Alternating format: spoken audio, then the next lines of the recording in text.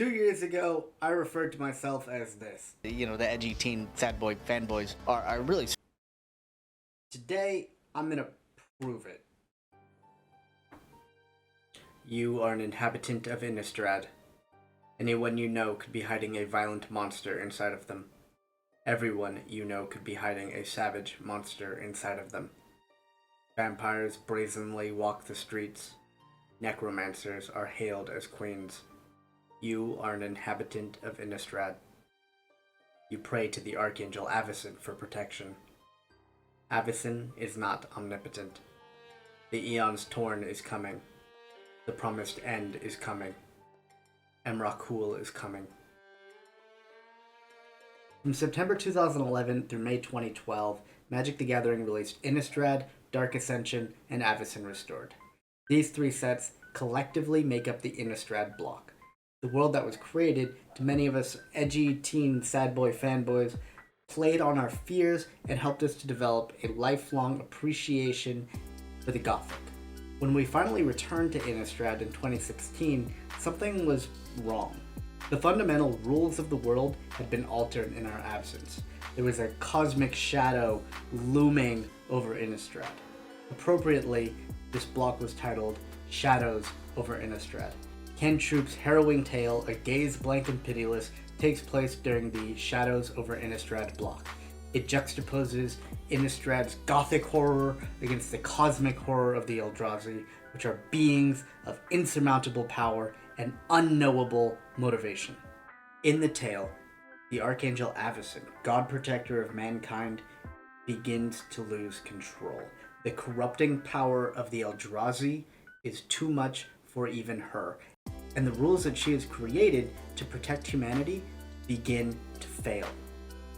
The greatest rule of all, that Avacyn protects people, ultimately fails.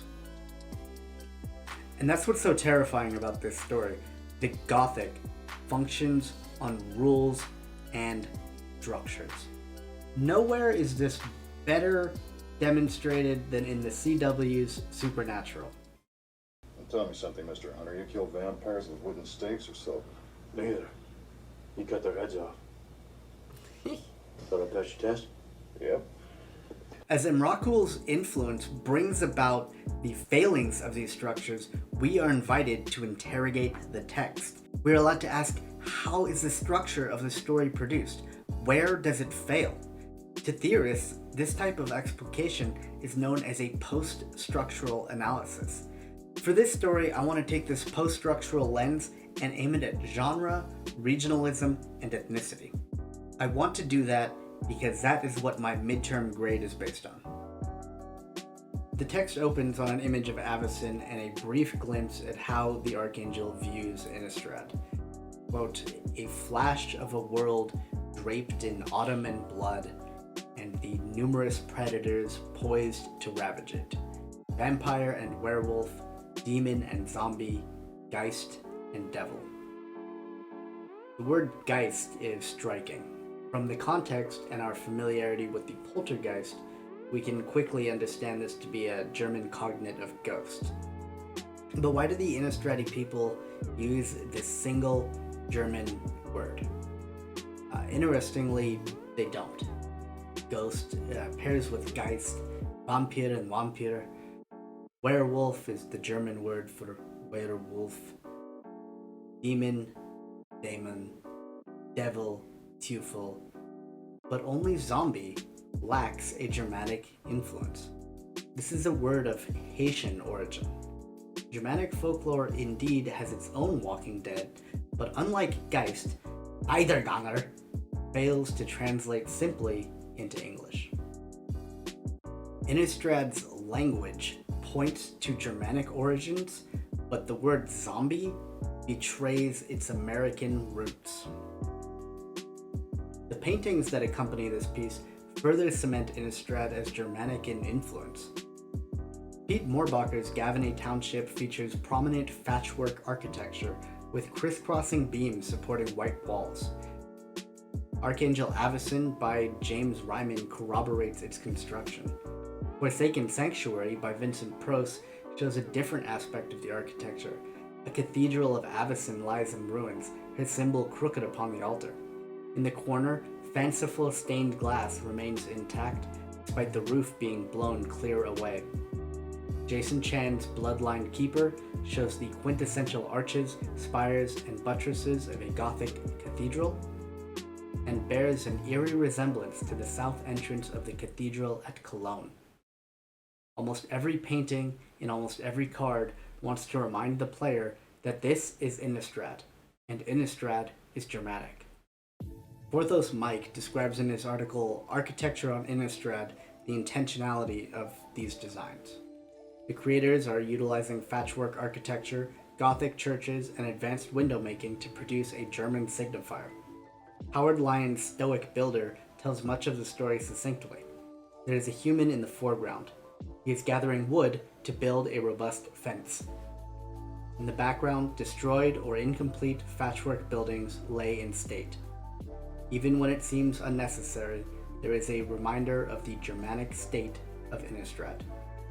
In the text, the paintings, and the cards themselves, the setting structure of a pre-industrial Germanic world is omnipresent. This structure, however, breaks when you look at the inhabitants themselves.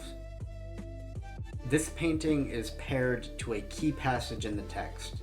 A man named Lyant has become a werewolf in the night and has slain his own family. Avacyn's edict, the Curse Mute, was meant to prevent his transformation and this atrocity. He prays to Avacyn, and an angel appears, blowing the roof from his house. "Mercy, please," he begs. "Mercy for my family, for my beautiful family. Please, they deserve." The angel declares simply, "Justice. There is no mercy." This is the critical turning point in the story. Avacyn and her choir of angels are simply no longer protecting the humans of Innistrad. Fitting that the paintings that accompany this key passage are a curiosity. The angel that smites Lyant is not Avacyn, as Lyant mistakenly believes. In lieu of Avacyn's wavy white hair, this angel's hair is straight and black and silvery. She lacks Avacyn's dark lips, unnatural pallor, and rounded eyes surrounded by smoky eyeliner. In fact, this angel has sharp lips, angular eyes, and deeply tanned skin. She is coded as Southeast Asian. Lyant, too, is curiously coded. He wears a kilt, his sword has the cruciform shape and ring pommel emblematic of Celtic construction. Combined with his red hair and the knotted pattern of his bracer, Lyant is a clear, respectful portrayal of a Celtic man. By this point in the story, there is a conspicuous lack of ethnicity. Only in the accompanying illustrations is the reader treated to any semblance of ethnicity. The reader is thus lulled into a strange state of aratiality. Our Asian-coded angel is described only as a figure with wings and silver hair and a large glowing spear. And yet painter Greg Staples has added depth and motion and gore and race to the angel.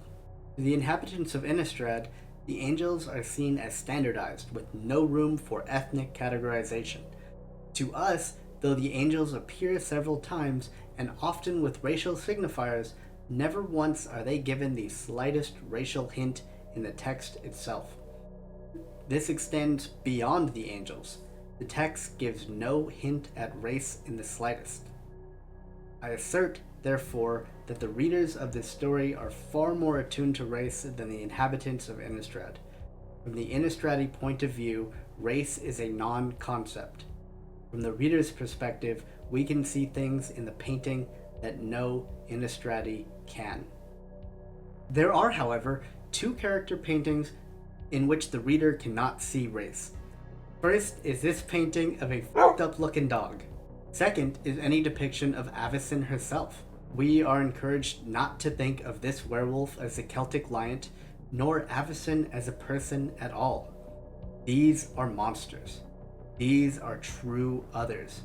Only in the monster are we blinded to ethnicity. And it is true that Avacyn is a monster. Soon following this corrupted Asian and her smiting of Liant, Avacyn confronts her choir. There is a soul angel who does not believe Innistrad requires a cleansing. Her name is Sigartha, and she regards Avacyn thusly. Avacyn shared no connection with the other angels. Humans were not the only creatures in need of a god to believe in. Even to the angels, Avacyn is an other, soon a monster.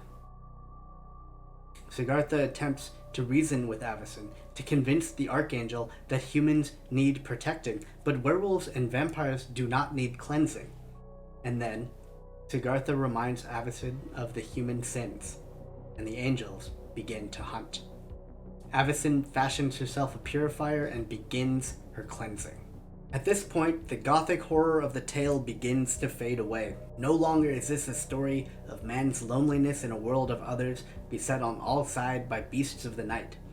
This is the story of an evil god, driven mad over centuries and pushed over the edge by an otherworldly threat. This has become a cosmic horror. The corrupting power of Emrakul's approach is on full display now. Avacyn cleanses a village. She looks towards the eldritch moon. The moon tells her the truth. Chaos into order, corruption into purity. Peace increases. All will burn, all will bleed. And Avacyn stares down at her broken world with a gaze blank and pitiless.